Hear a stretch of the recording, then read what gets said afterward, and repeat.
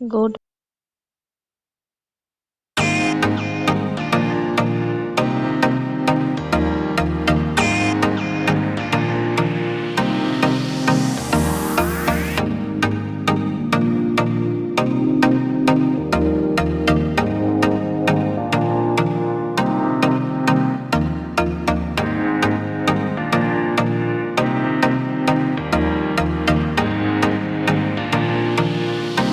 তারপর ভাবলাম কিছু রান্না করি, আলু নিয়েছি আর মাটন নিয়েছি, আর এখানে আদাটা বেটে নিচ্ছি আমি।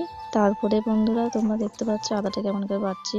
তারপরে বন্ধুরা দেখো পেঁয়াজ আর আদা নিয়েছি, তারপরে আলু ভেজে নিয়েছি আর মাটনটা ভেজে নিয়েছি। তারপর তরকারিটা তোমরা দেখতেই পাচ্ছ বন্ধু, তরকারিটা কত সুন্দর হয়েছে। তরকারিটা মানে তোমরা না খেলে বুঝতে পারবে না তরকারিটা কেমন হয়েছে।